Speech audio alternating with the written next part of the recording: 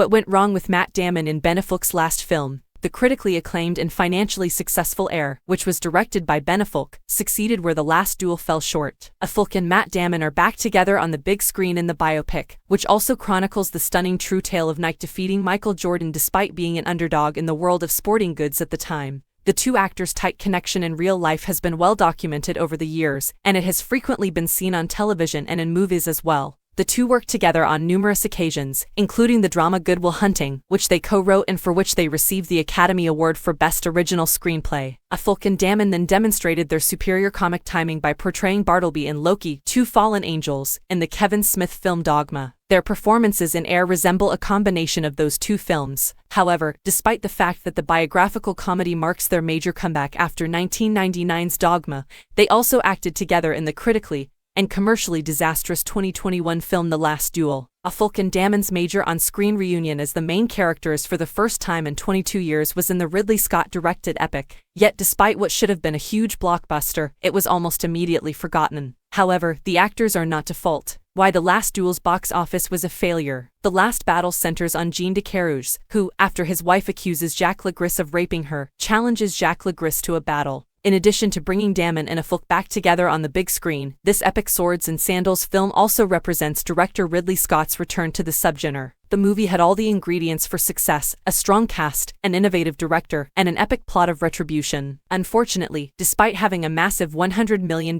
budget, the film absolutely flopped at the box office, grossing little more than $30 million during its entire global theatrical run. The promotion for The Last Duel did not make the most of Damon and Affleck's on-screen reunion. Even though Affleck merely played a supporting role, the movie's box office success would have greatly improved if it had capitalized on the actors' reunion. It was also a dull-looking film that came right after the epidemic, and at that time, viewers preferred films with a much lighter tone. But above all, historical retribution movies don't appeal to moviegoers. Historical epics aren't now popular movie genres, what with The Northman, another historical retribution film, flopping just a few months later. Gladiator 2 sounds promising, though, and might finally change that. A proper marketing campaign for Air. Ben Affleck and Matt Damon, the actor, didn't actively promote The Last Duel, whereas Affleck has done so for Air. The promotion for Air makes it very clear that the two actors are the major attraction, and it really effective. The Last Duel made $30 million during its whole theatrical run, while Air only made $15 million on its first weekend in theaters. Even if Air isn't entirely historically accurate, it has already made more money in its first week of release than The Last Duel did worldwide.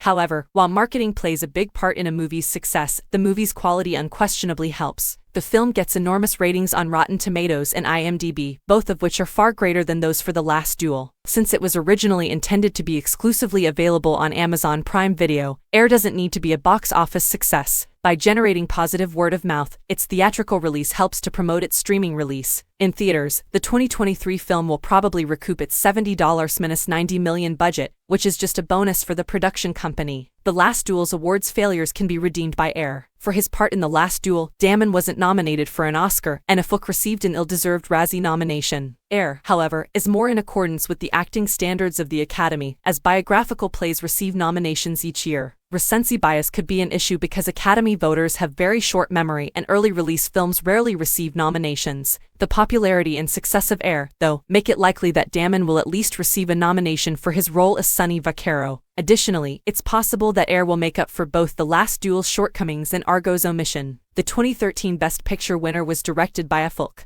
who was not nominated for Best Director, making it the most well-known snub in Oscars history. The last time that had occurred was with 1989's Driving Miss Daisy, but Affleck might be nominated for Best Director for Air, which hadn't happened in 33 years. It might be a nomination for a legacy film, like Martin Scorsese's win for The Departed. The Academy may have chosen the renowned director over other nominees because he had never received an Oscar, not because The Departed was the year's best directed film. Because of this, Affleck might even succeed in winning for Air.